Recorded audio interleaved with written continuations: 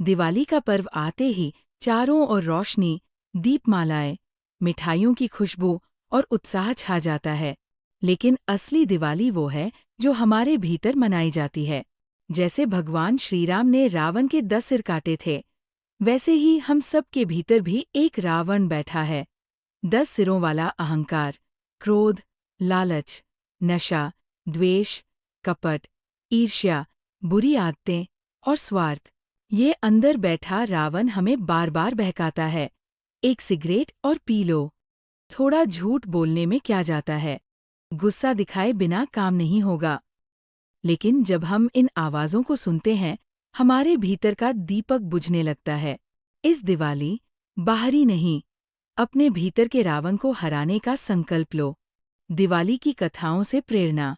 श्रीराम का अयोध्या आगमन। जब श्रीराम 14 वर्ष के वनवास के बाद रावण का वध कर अयोध्या लौटे, नगरवासियों ने दीप जलाकर स्वागत किया।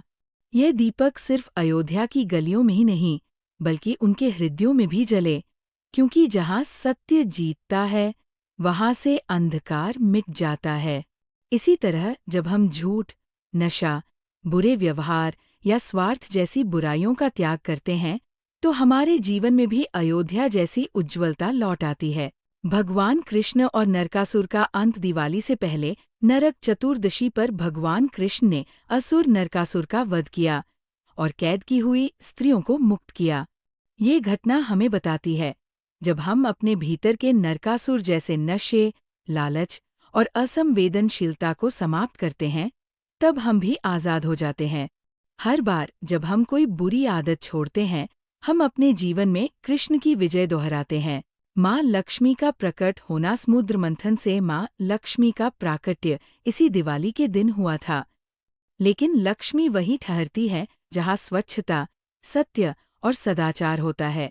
इसलिए यदि हम अपने मन से नकारात्मकता, झूठ और ईर्ष्या को साफ कर दें, तो लक्ष्मी स्वयं हमारे घर मन में बसेरा करती है। माँ काली की पूजा। पूर्वी भारत में इसी रात माँ काली की उपासना होती है। काली माँ बताती है कि साहस और करुणा मिलकर बुराई का अंत करते हैं। जब हम क्रोध की जगह दया और अहंकार की जगह नम्रता चुनते हैं, तभी हम सच्चे अर्थों में काली माँ की शक्ति को अपने भीतर जगाते हैं। पांडवों का वापसी दिवस। महाभारत के अनुसार पांडवों की वनवास के बाद हस्तिनापुर वापसी इसी अमावस्या पर हुई।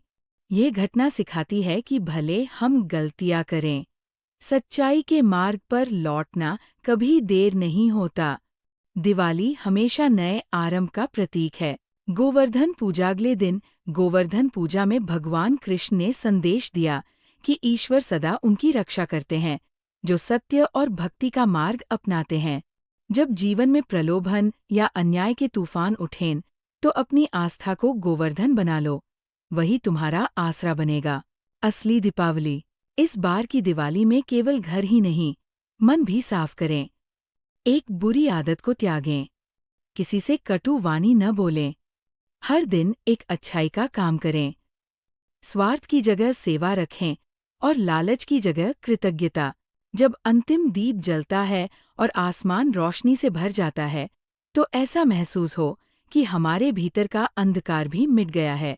क्योंकि दिवाली की सबसे बड़ी जीत वही है जब आपका प्रकाश आपके रावण को पराजित कर दे। आइए, इस दिवाली हम सब अपने भीतर की अयोध्या को रोशन करें, जहाँ करुणा दीप बने, सत्य सजावट बने और श्रद्धा वो धागा बने जिससे माँ लक्ष्मी, भगवान गणेश और भगवान श्री राम हमारे जीवन में सदैव सुख समृद्धि बरसाए।